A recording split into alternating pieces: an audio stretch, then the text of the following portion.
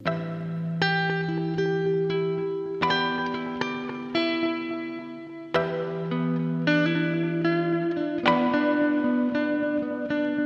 noite.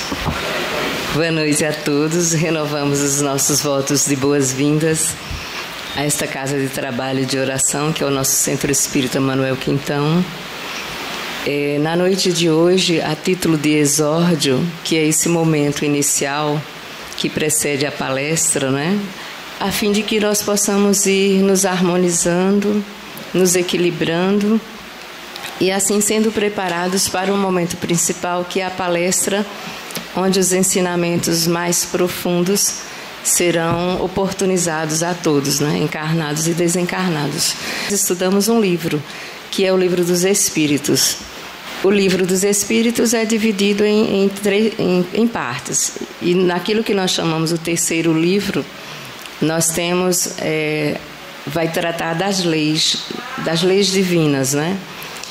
E as perguntas 868 e 869, elas estão na lei de liberdade.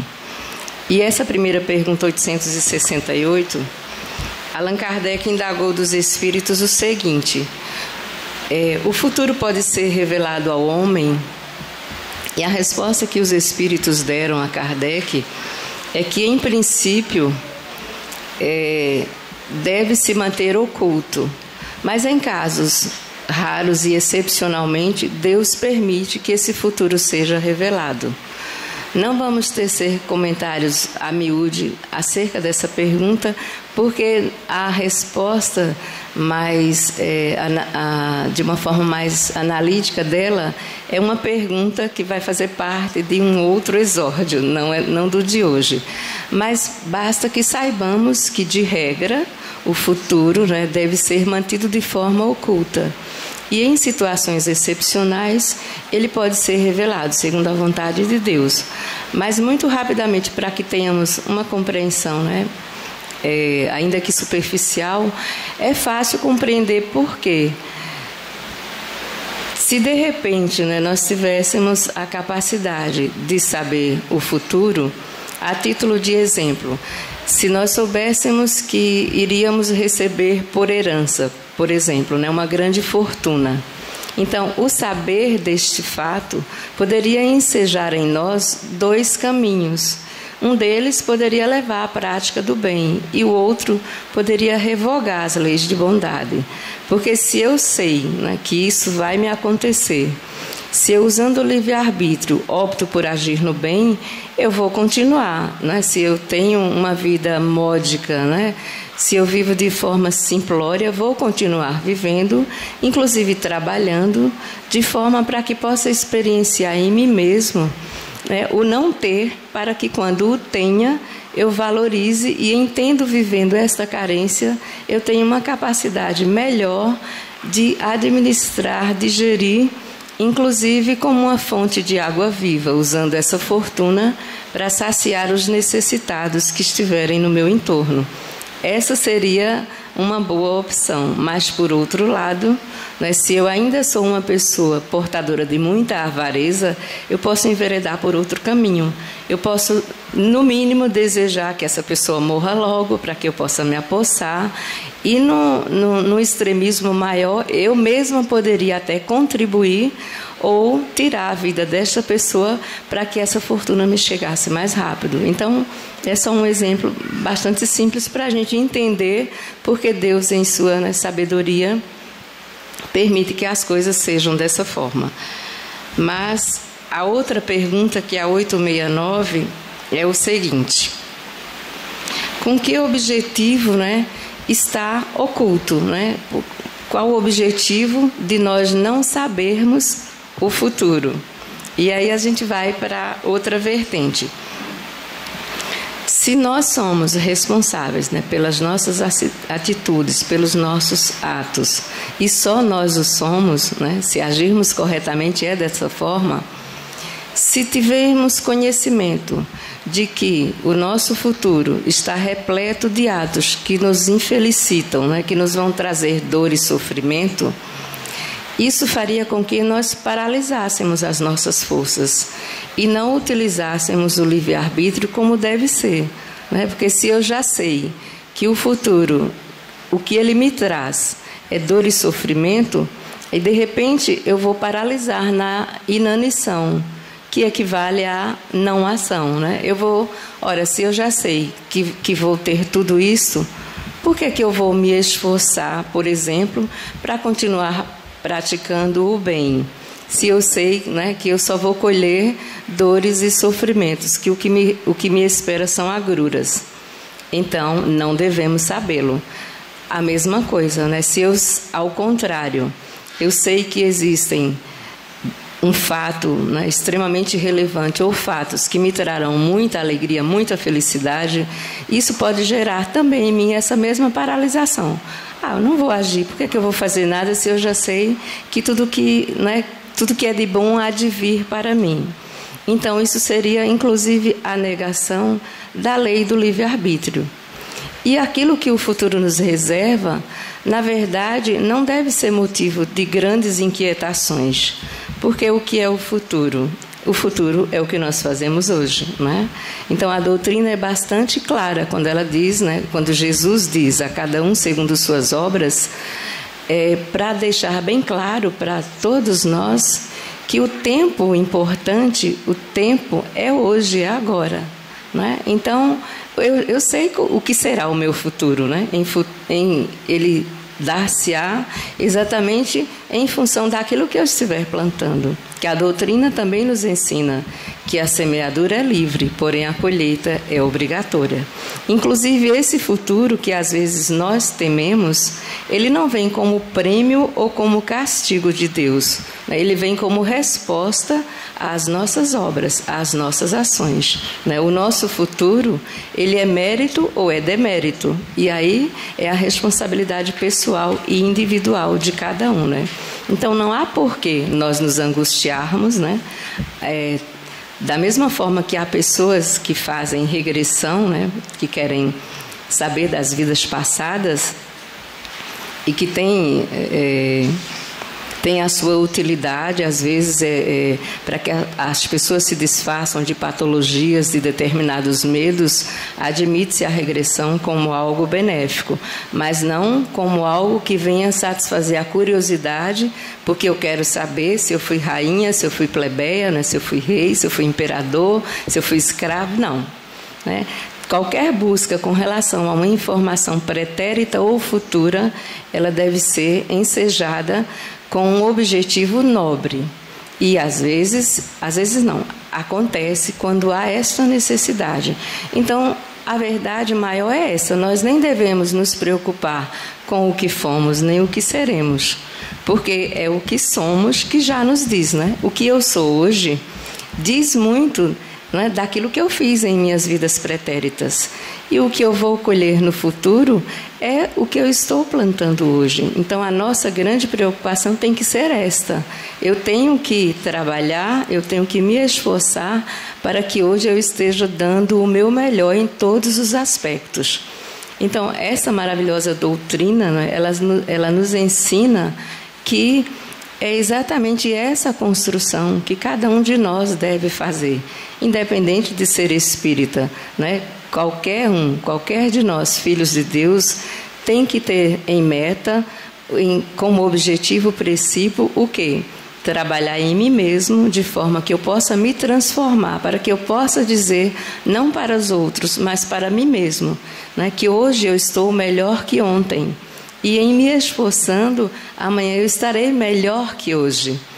E a doutrina nos ensina que reconhece-se, né, o verdadeiro espírita pela sua transformação moral e pelos esforços que faz para domar as suas más inclinações. Então, eu iria adiante. Né? Na verdade, reconhece-se o verdadeiro cristão, não é? Porque o verdadeiro cristão, ele não está catalogado em uma denominação, né? Todo espírita é cristão, mas nem todo cristão é espírita. né? E todo cristão que pratica isto, que é o fruto e é o resultado da lei do amor, né, está praticando o grande ensinamento que Deus nos ensinou. Então, não devemos nos preocupar com o que fomos nem com o que seremos, né? O que vivemos e o que há de vir.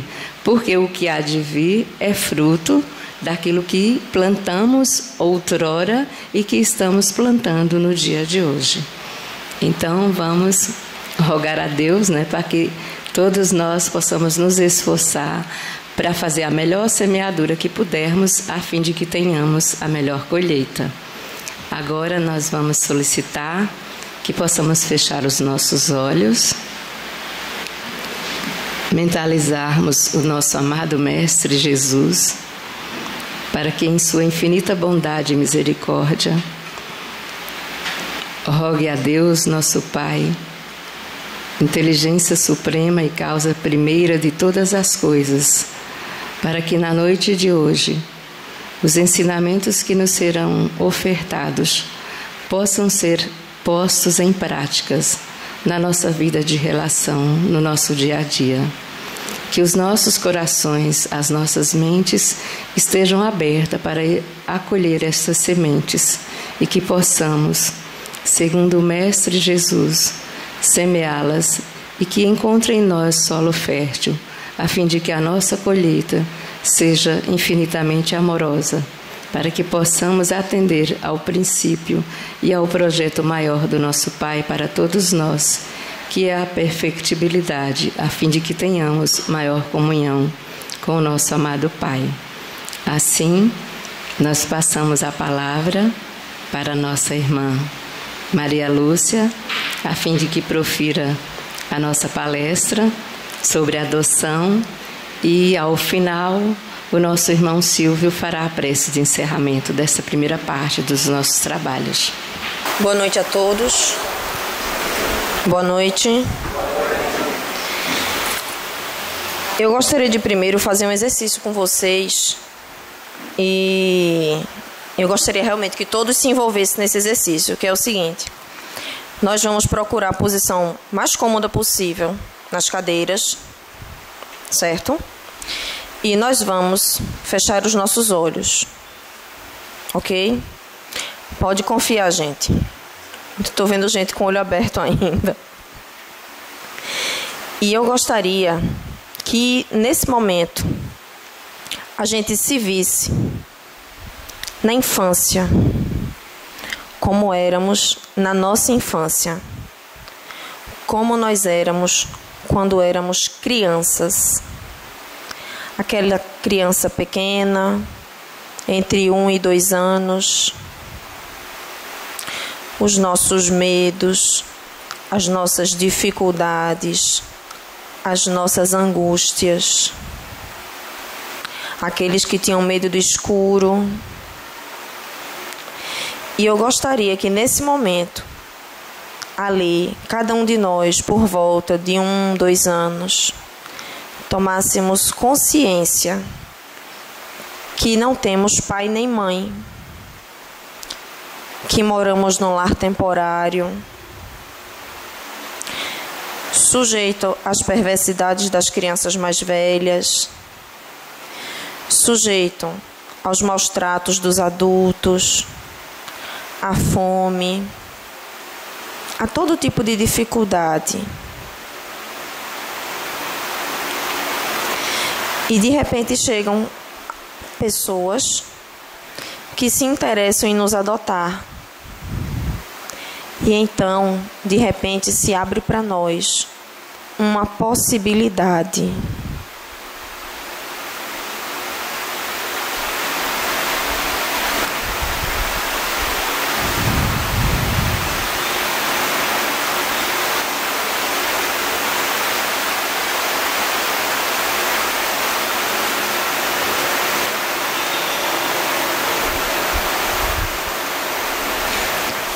Eu gostaria que, paulatinamente, todos nós fôssemos abrindo os nossos olhos.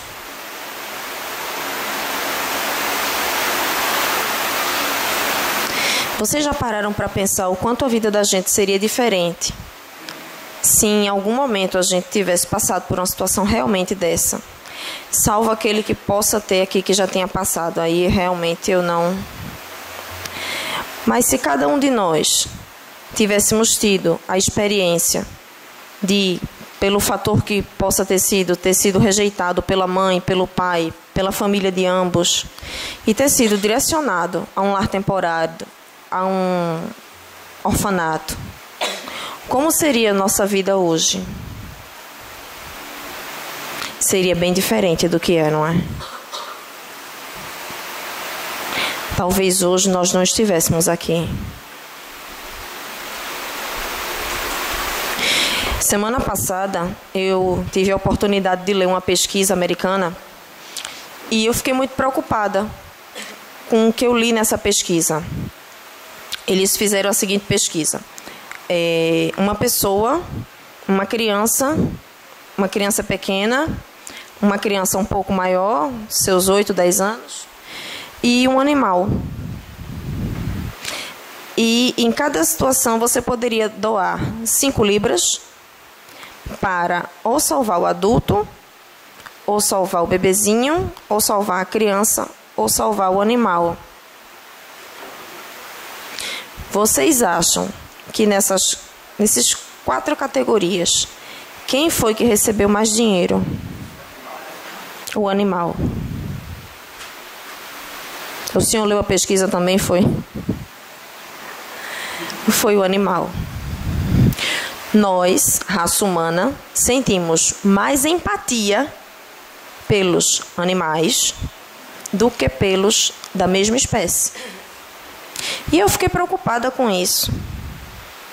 Porque na hora eu me lembrei das crianças que estão nos asilos, nos orfanatos, nas áreas de guerra. Na hora. Eu disse, meu Deus, se as crianças são a esperança do futuro, né? Se eles são o amanhã,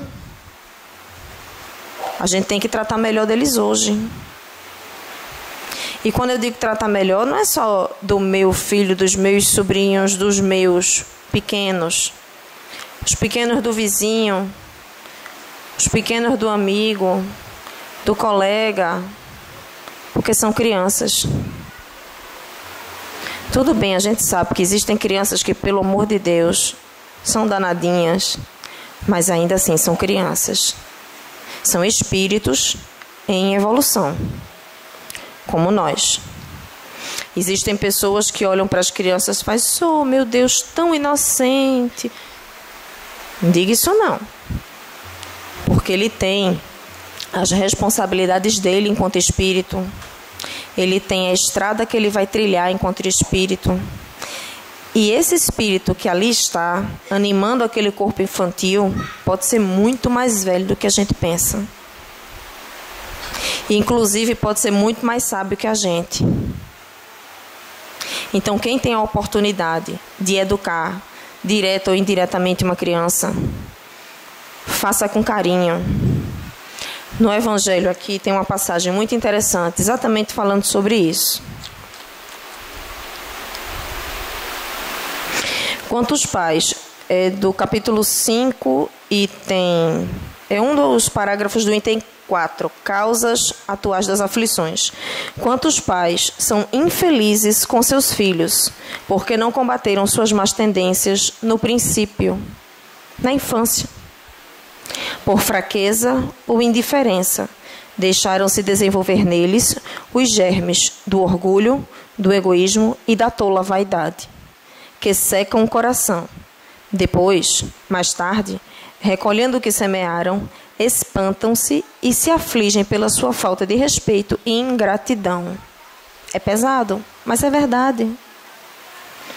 Quando o filho da gente pega, faz uma arte, uma malcriação, a gente, não, bichinho é criança, ele vai entender, ele vai aprender. Vai não. Se a gente não educar, ele não vai aprender não. E nem vai entender. Não faça isso porque isso está errado. E dizer porque está errado. Há muitos anos eu li que a árvore não é má. Mal foi o jardineiro que não podou os galhos que eram necessários serem podados. Essa árvore é a infância. O jardineiro somos nós, que pedimos a Deus, por favor, deixa eu ser pai, ou por favor, deixa eu ser mãe. E aí a espiritualidade disse, não, a gente vai mandar esse aqui para você. Cada espírito que reencarna em cada família, existe um vínculo espiritual. Dos pais, dos avós, dos tios, de toda aquela parentela com aquele espírito que está retornando. Mas e quem é adotado? Tem vínculo? Para espírito, para a espiritualidade, os laços são do sentimento, não são do sangue. Então, se para a espiritualidade os laços são emotivos, digamos que eu tive uma avó que eu amei muito, e aí essa avó reencarna numa família que por algum problema não pode ficar com ela e entrega ela para adoção. Aí eu, trabalhadora da casa espírita, a gente vai fazer uma ação no orfanato, eu chego lá, bato o olho na menina em doido. Eu disse, não, apaixonei, amor à primeira vista. Esse elo estava onde? Estava no sangue? Não. Está no sentimento da gente. Então, a partir do momento que eu a vi, eu posso não ter conseguido trazer para o corpo físico a impressão real. Mas eu senti uma afeição imensa. E aí eu vou me embora para casa, não paro de pensar nada da menina. Durmo e acordo pensando na menina. Quando eu vejo, eu vou lá no orfanato, na segunda, na terça. Cadê aquela menina assim? Ah, tá ali. Eu posso falar com ela? Pode. Aí vou, levo um agrado, um brinquedo, um doce, uma coisinha. E assim vou. O que me levou a fazer isso? O sentimento. E esse sentimento reside aonde? No espírito. Nos nossos espíritos residem os bons e os maus sentimentos. Da mesma forma, quando a gente encontra uma pessoa que a gente olha e faz, Jesus, eu nunca vi essa criatura, mas, oh meu Deus, não suporto nem olhar. Vê, a repulsa foi instantânea. O que é isso? Sentimento.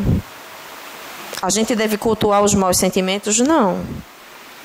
Se nessa vida aquela criatura não me fez mal, não me fez nada, o que eu tenho que fazer? Orar e vigiar. Mas é o meu sentimento, não é o dela não. Tenho que me educar.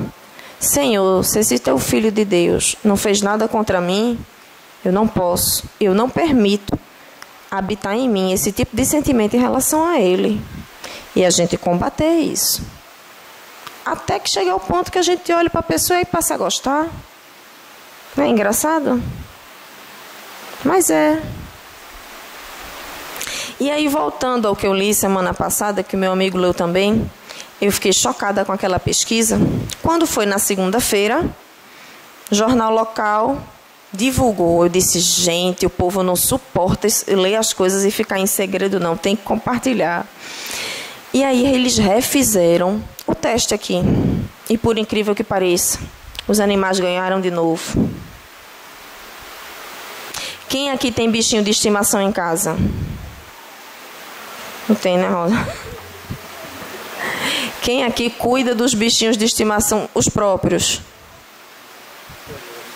Pensei que tu não ia levantar a tua mão. Quem cuida do bichinho de estimação dos outros?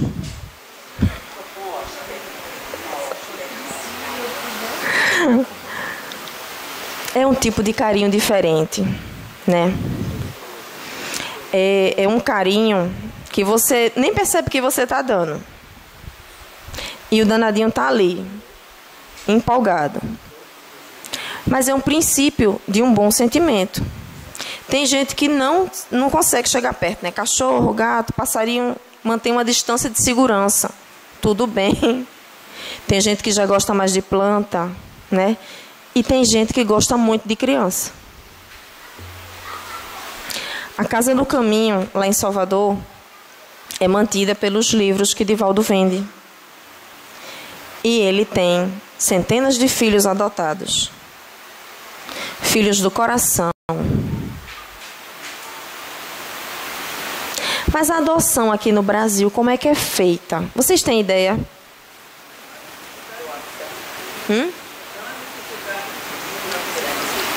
É mesmo. Para vocês terem ideia, hoje em dia, o processo é mais ou menos assim. A criança tem um lar. E digamos que nesse lar, ou ela foi maltratada, ou ela foi agredida, ou ela sofreu algum tipo de dano que não é para a criança sofrer. Vale ressaltar, gente, que grito também é agressão, tá? O povo diz, não, mas não bateu. Sim, mas tem grito que é pior que uma pancada. Bata, mas não grite, né? Porque a dor do tapa passa, você esquece o grito, não. Aquela coisa fica ecoando na memória. Não esquece. Daqui a 300 anos, na outra encarnação, já o sujeito ainda lembra. Então, o que acontece? Por N situações de risco para a criança ou para a segurança dessa criança, ela é retirada daquela família. E aí ela é colocada num lar temporário, certo? Tem os provisórios, lares provisórios é o nome. Atualmente no Brasil a gente tem 46 mil crianças e adolescentes nessa situação. É chamado de limbo jurídico. Por quê? Porque os laços familiares que unem essas crianças às suas famílias biológicas ainda não foram definitivamente eliminados, cortados, certo? Então essas crianças ainda possuem essa vinculação familiar. E esse processo de desvinculação é extremamente demorado. E tem que ser demorado. Porque não é uma peça de roupa que você corta e separou, não. São pessoas, são seres humanos, existem sentimentos de ambas as partes envolvidas. Então, é um processo demorado. E o ideal é que ele seja o menos traumático possível para a criança. Depois que esse processo de desvinculação do lar biológico é efetivado, aí essa criança se torna adotável. Ou seja, ela agora está numa outra classificação, ela pode ser adotada. E quando ela entra nessa possibilidade de adoção e que alguém se interessa em adotar, você entra no site do Conselho Nacional de Justiça e preenche um questionário. O questionário é imenso. Quando você pensa que ele não vai acabar, ele não acaba, ele continua. Por que esse questionário é tão grande? Para ele ter a maior especificidade possível. Porque quando ele cruzar os dados da pessoa que quer adotar com os dados da criança ou do adolescente, ele vai encaixar o casal certo, a família certa, com a criança certa. Aí eu anotei as etapas. Muito bem. A etapa 1, você se cadastra no CNA, que é o Cadastro Nacional de Adoção. Você tem que preencher identidade, CPF, certidão, comprovante de residência, de rendimento, atestado e declaração médica de sanidade mental. Importante. E física, certidão civil e criminal. Muito importante.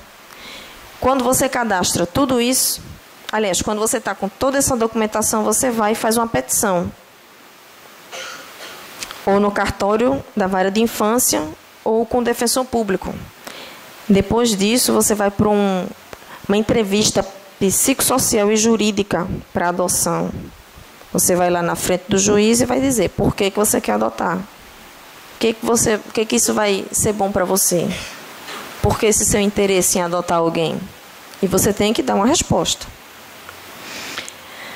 E aí você passa para a quarta etapa, avaliação psicossocial com entrevistas e visita domiciliar, para saber se aquele ambiente é saudável para aquela criança. De ambiente insalubre, já basta de onde ela veio, não precisa de novos traumas. Depois disso, a equipe técnica da vara de infância e o Ministério Público vai emitir um laudo. Aquele laudo, ou ele aprova, ou ele diz, não, agora não é o momento de adotar. Cláudio, em nome de Jesus, não faz pergunta difícil.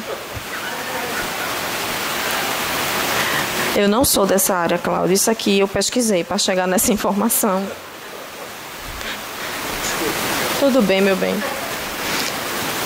Depois, esse laudo serve de base para a sentença do juiz. O juiz vai ler aquele laudo e vai dizer, realmente, essa família tem estrutura social, psicológica, moral, olha, para adotar alguém.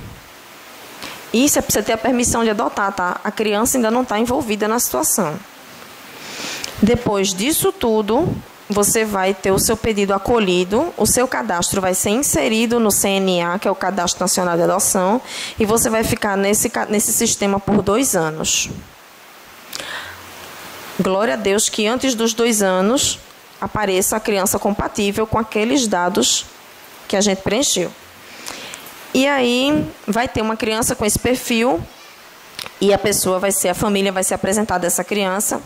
Se o assistente social vê que a criança simpatizou, que o casal também simpatizou e que viu que aquilo ali está começando a se estruturar um vínculo familiar, essa família faz novas visitas onde essa criança está, certo? Não pode levar doce, não pode levar brinquedo. Vocês têm ideia por quê? Porque a criança tem que se interessar por você, não por aquilo que você pode proporcionar.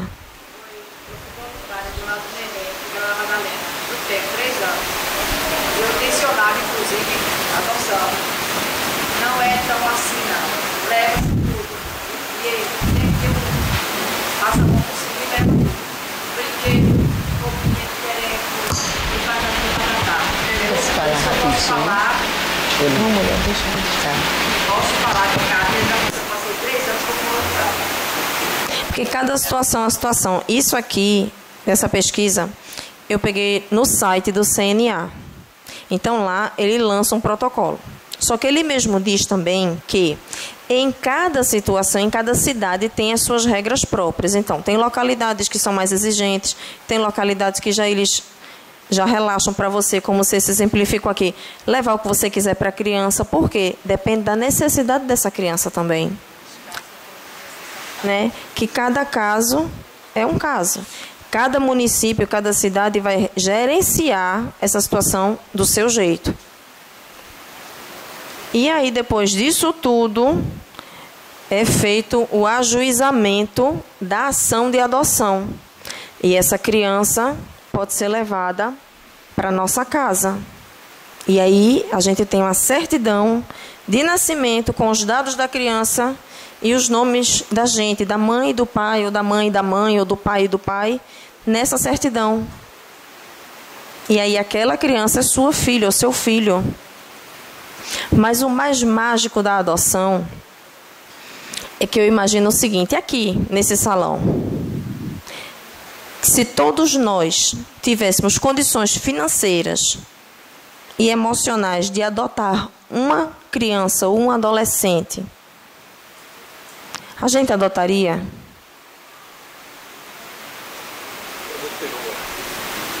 Fica quieto, cara.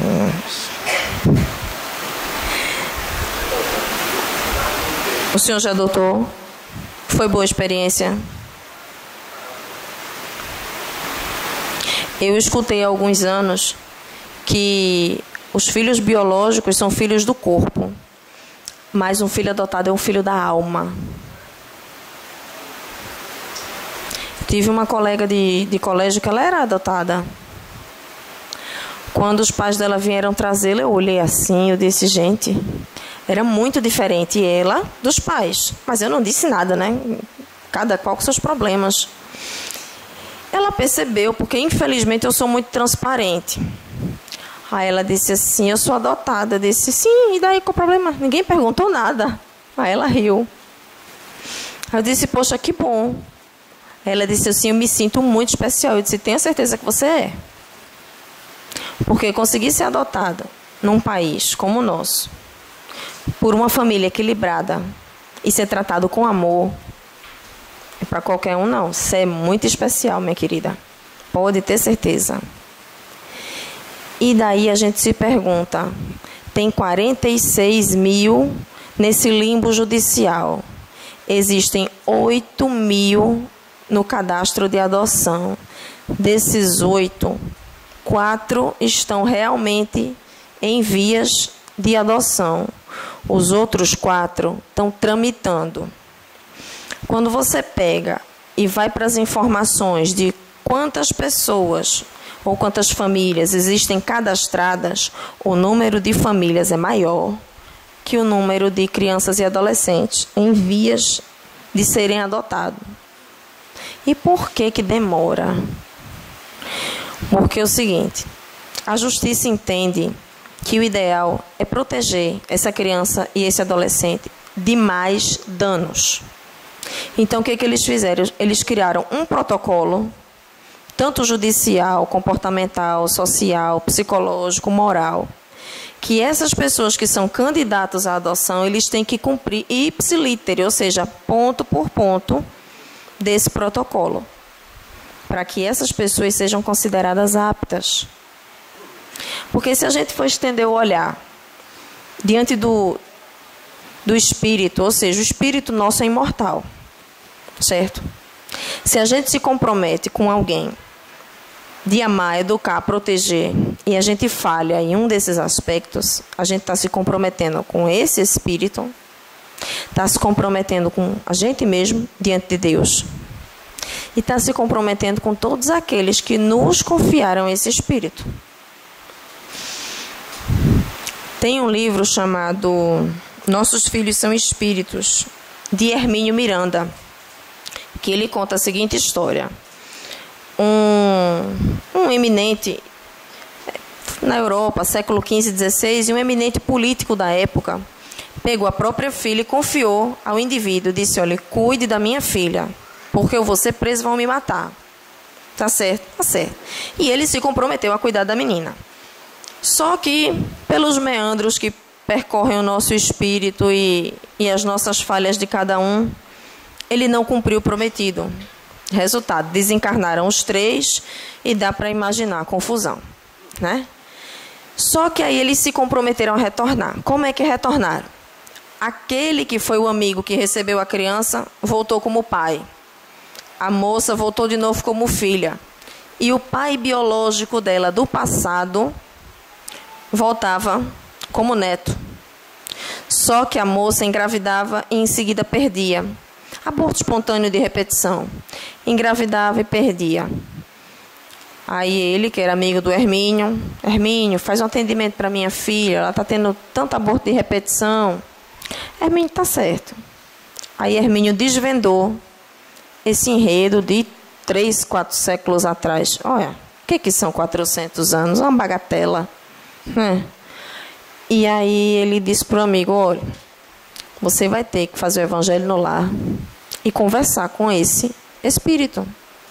Porque toda vez que era vinculado o espírito ao corpo físico do bebê, o rapaz dizia assim, ele vai fazer besteira de novo, ficava com medo e dava para trás, ou seja, desistia da encarnação e causava o aborto.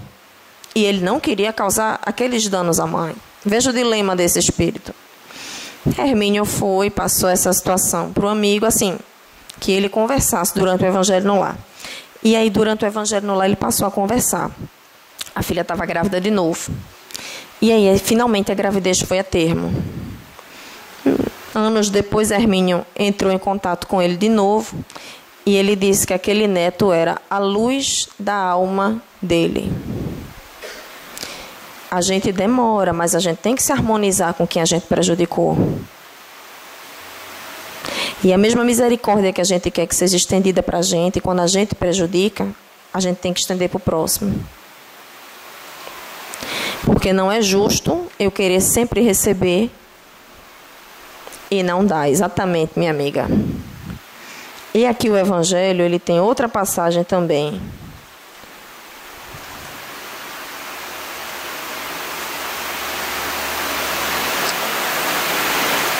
Exatamente sobre isso. Certos pais, é verdade. Capítulo 14, piedade filial. O último parágrafo do item 3. Certos pais, é verdade, menosprezam seus deveres e não são para os filhos o que deveriam sê-lo. Mas cabe a Deus puni-los. Por que Kardec disse que cabia a Deus puni-los? Se a gente sabe que Deus é amor. Porque não é Deus que pune. A nossa própria consciência nos leva a expiar as nossas próprias faltas. É a lei de Deus, na realidade, aplicada. A lei de ação e reação. Mas cabe a Deus puni-los e não aos seus filhos. Não cabe a estes censurá-los, porque talvez eles próprios merecessem que fosse assim. Se eu em outra vida fui uma filha extremamente má, cruel e ingrata, aí eu digo, não, gente, eu tenho que me emendar, essa é a chance. Então eu preciso ter um pai e uma mãe que, por favor, me ajude a expurgar o dano que eu causei.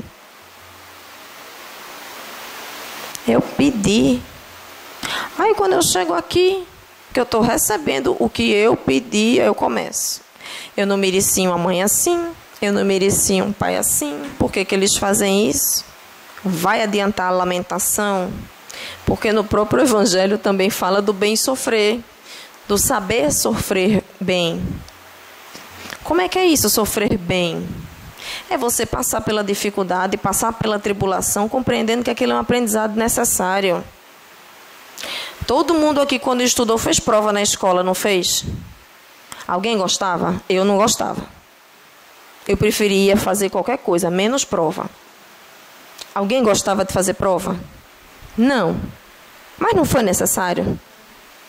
Tu gostava, amigo? Duvido. Mas é necessário, porque de que outra forma a gente vai comprovar o conhecimento adquirido? A mesma coisa é aqui na matéria. De que outra forma a gente pode comprovar que a gente realmente interiorizou aquela vivência? Que aquela vivência faz parte da nossa alma. Passando pela situação. E aí ele continua. Se a caridade estabelece como lei retribuir o mal com o bem, ser indulgente para com as imperfeições alheias, não maldizer o próximo, esquecer e perdoar os erros, amar mesmo os inimigos, quanto essa obrigação é maior ainda com relação aos pais. Se a gente tem que fazer tudo isso em relação ao nosso próximo, que é o próximo mais próximo do filho, a mãe e o pai. Então, por que eu já não exercitar de jovem tudo isso que ele diz aqui em relação ao meu pai, à minha mãe, aos meus irmãos? Às vezes os pais dizem não e a gente não entende, né? Mas a gente só vai entender quando a gente é pai e mãe. Vê que situação.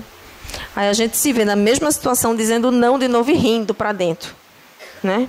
Ô papai, ô mamãe, quanto eu te compreendo. Os filhos devem, pois, tomar por regra de conduta para com os pais todos os preceitos de Jesus concernentes ao próximo. Ou seja, tudo aquilo que é necessário que eu exercite com o meu próximo, eu preciso exercitar com os meus pais. A gente começa pequenininho, dentro de casa, na rua, no bairro, na cidade. A gente não vai começar amando o mundo, não. A gente tem que começar pelo menos se tolerando e tentando amar os que a gente tem a convivência interna, debaixo do mesmo teto.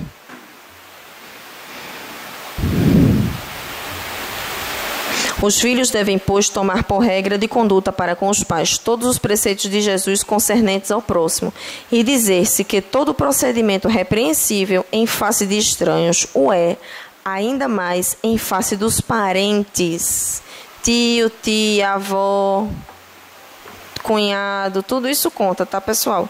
E que o que talvez não fosse senão uma falta no primeiro caso, com a pessoa externa, fora daquele âmbito familiar, é um crime no segundo, porque então a falta de caridade se une à ingratidão.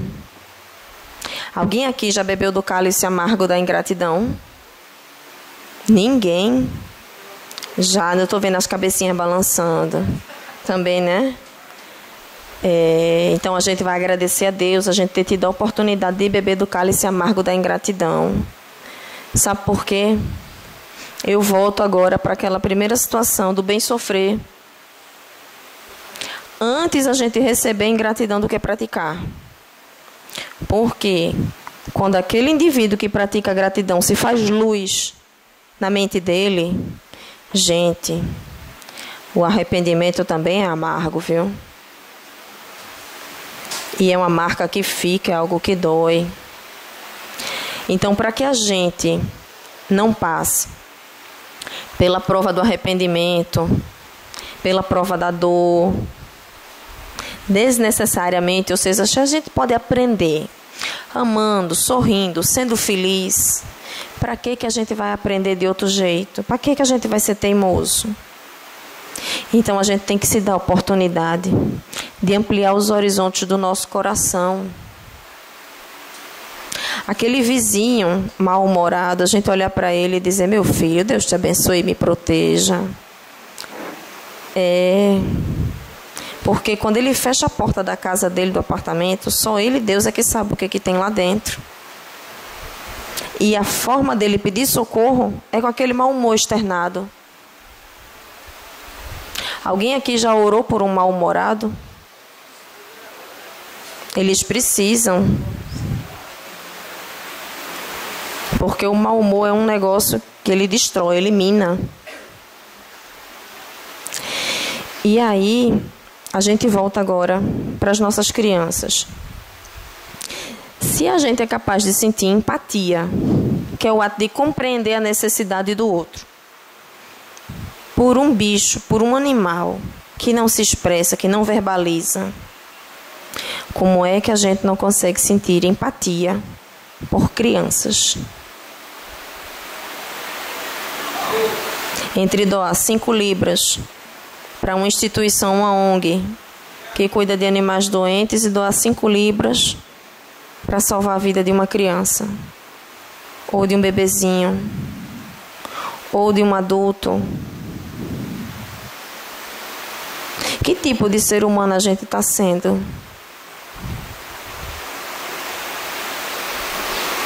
Que tipo de pessoas, espíritos imortais, a gente está reconstruindo em nós mesmos? Então, que a gente se dê a oportunidade de visitar abrigos, de visitar orfanatos, de visitar asilos. Que a gente procure ser voluntário em alguma instituição. Vocês sabiam que nos hospitais, em alguns hospitais aqui de Recife, existem crianças com câncer internadas que foram abandonadas pelas famílias? Quer dizer, além de você estar com câncer, você ainda está sozinho. Imagina o sentimento de abandono dessas pessoinhas.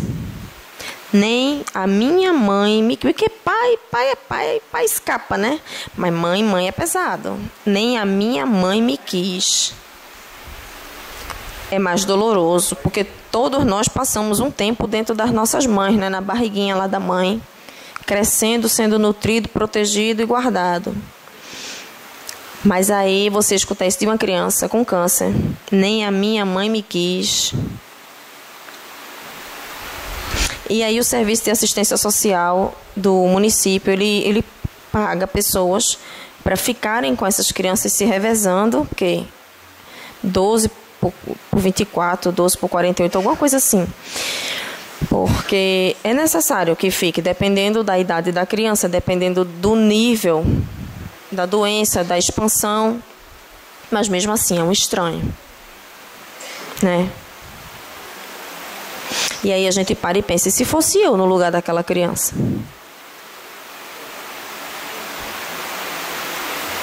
É pesado, né?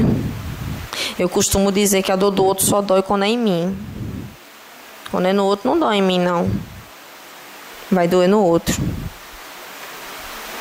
Só que se aquele outro for um espírito que eu muito amei em outra vida, um irmão, uma mãe, um amigo, uma tia, uma avó, e está ali sozinho, sofrendo, como é que eu vou me sentir? Saber depois, quando eu desencarnar, que eu passei por ele e não reconheci. Gente, que arrependimento. Que oportunidade perdida. Não é? Então, que a gente saiba reconhecer as oportunidades e que a gente não perca. Eu li um livro esses dias que o nome é Psicologia Pré-Natal. Ou seja, a psicologia enquanto o bebê está dentro da barriga da mãe. De Joana William. É quase pronunciável. E ela diz coisas fabulosas. Esse livro é um livro muito antigo, você não encontra mais para comprar na livraria. Nem que você vá na Saraiva, na Cultura e peça. Não roda mais o livro. Mas você consegue de graça na internet. E ele é um livro maravilhoso. Ele fala coisas assim fabulosas. Para vocês terem ideia, uma das situações do livro foi o seguinte. Uma criança nasceu 4 quilos e alguma coisa, bem estável. O pediatra pediu à mãe que, quando essa criança fosse, dali a 2 dias, ela voltasse com a criança para ele reavaliar. Tudo bem. Dali a 2 dias ela voltou. Quando a criança entra no consultório, o menino começa a chorar desesperadamente. Sabe aquele choro, como se estivesse fugindo da guerra? É o jeito que o menino chorava. Horrível. A gritaria. O médico dentro do consultório saiu. O que está acontecendo? Não sei, ele estava bem, entrei aqui, ele está chorando. Tudo bem. Se você repetiu a primeira, a segunda, aí o médico botava a criança para dentro do consultório e atendia logo para o bichinho e se embora, porque ele entendia que aquilo para ele era um sofrimento. Aconteceu a primeira, a segunda, a terceira vez. Na quarta, o médico disse, não, isso não é normal não. E aí ele se lembrou de uma coisa. No corredor dessa clínica, do lado direito, ficava a clínica de aborto. Do lado esquerdo, ficava o consultório do pediatra. A mãe se lembrou que quando ela estava grávida, bem no início da gestação, certo?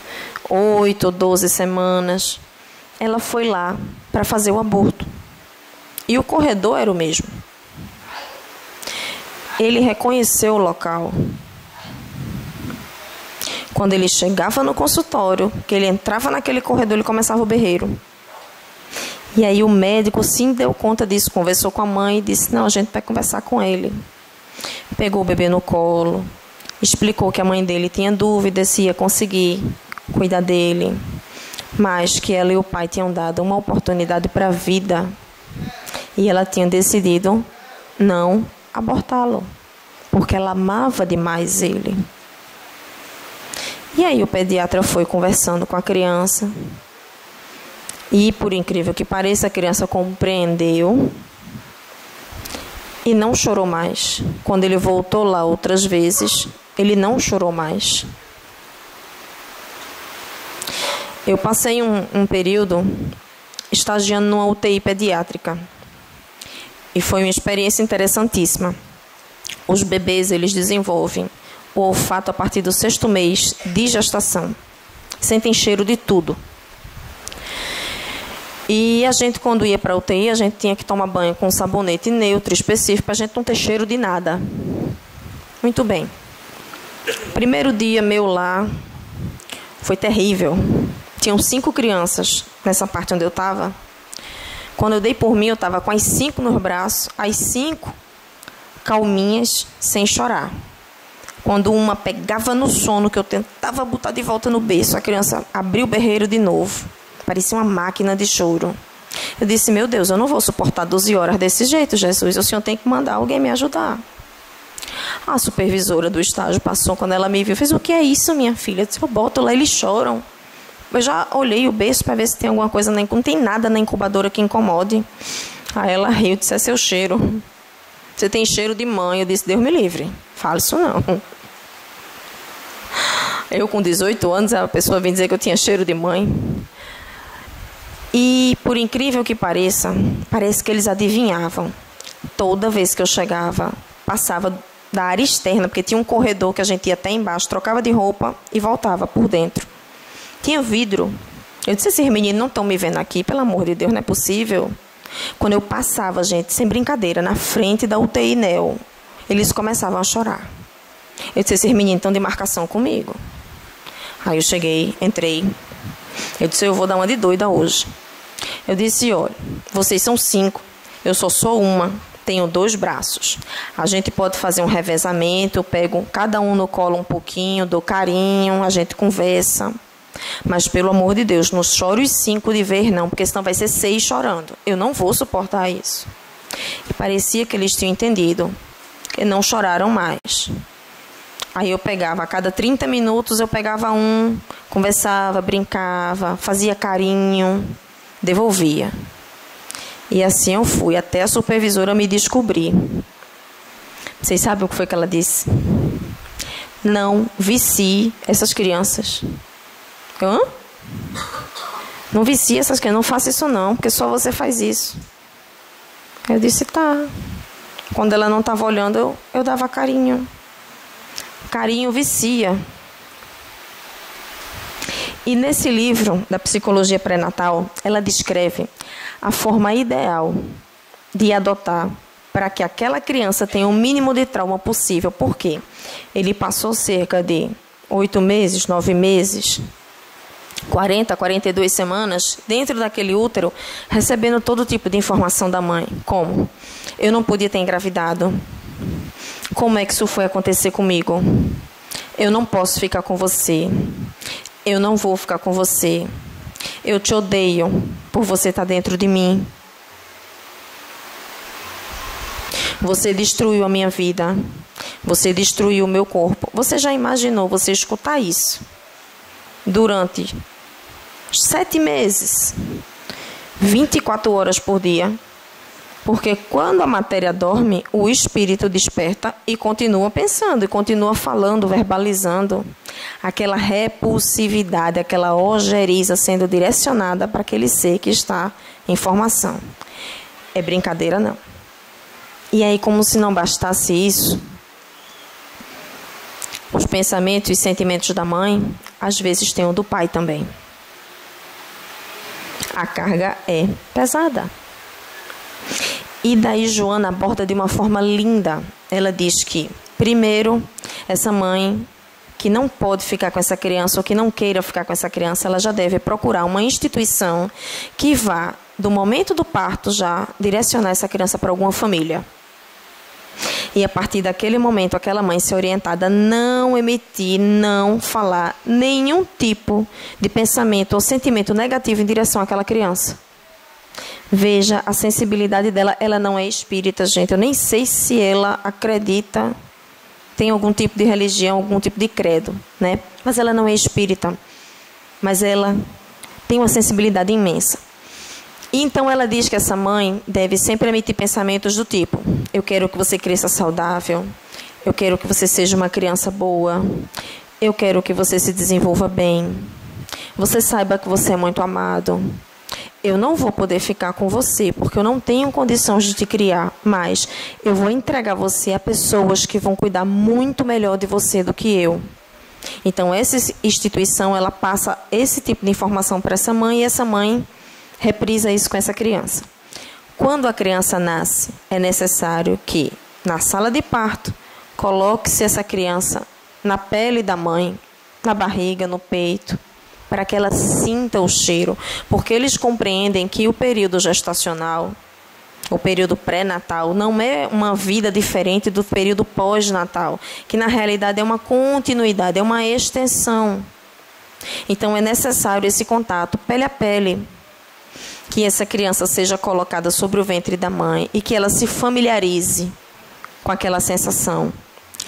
Que depois que o cordão umbilical seja cortado, essa criança seja colocada nos braços dos pais adotivos, para que não haja a interrupção, a ruptura da questão do cuidado, do toque.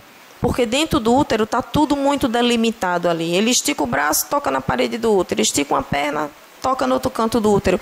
Então ele precisa se sentir ainda dentro daquele aconchego. E aí o que acontece? Nesse momento, alguma veste de roupa da mãe deve ser entregue a essa criança, da mãe biológica, por conta do cheiro. E uma carta, uma filmagem, uma gravação com a voz dessa mãe, dizendo o porquê que não ficou, mas que essa criança é uma criança especial, que é uma criança boa, que ela não teve oportunidade ou condições, que ela se explique nessa carta ou nessa gravação. Eles falam muito em gravação porque tem a questão da voz. E que essa família que recebe essa criança sempre conte a verdade. Conte que foi adotado, mas que é uma criança amada, esperada. E aí ela diz que essas são as condições ideais e que as pessoas precisam se comprometer para que essas condições ideais sejam atingidas, porque enquanto isso não ocorre, vão se agravando danos físicos, morais, mentais e espirituais. Ela mesma diz isso. Nessas crianças que vão crescer e se tornar adultos com esses tipos de dificuldades. Então, eu peço a todos que tiverem oportunidade de adotar, adotem. Se não tiver condição, não achar prudente levar para casa, adote de forma indireta. Ajude, pague uma escola. Dê a essa criança, esse jovem, esse adolescente a oportunidade de sair daquele meio onde ele se encontra, se não for muito bom, com dignidade. Porque a gente nunca sabe quando a gente vai precisar passar por esse aprendizado. Boa noite. Agora nós vamos passar a palavra para o nosso irmão Silvio, a fim de que o mesmo profira a prece de encerramento. Vamos fechar os nossos olhos para que possamos nos conectar com o alto, sintonizando nossas mentes em agradecimento pela noite de hoje. Senhor Deus Todo-Poderoso, agradecemos a oportunidade de aprender os Teus ensinamentos de luz, aprender a afinar os nossos sentimentos, que possamos sair daqui reflexivos e preenchidos com ideias de amor, de paz e de fraternidade. Que possamos levar essa reflexão, Senhor, e possamos colocar à medida das nossas condições nas nossas vidas. E assim, agradecendo, passo a palavra à dirigente da reunião da noite para que a mesma dê por encerrada. Após a prece do nosso irmão, damos por encerrada a primeira parte dos trabalhos da noite de hoje, desejando a todos muito amor, muita paz e progressos espirituais.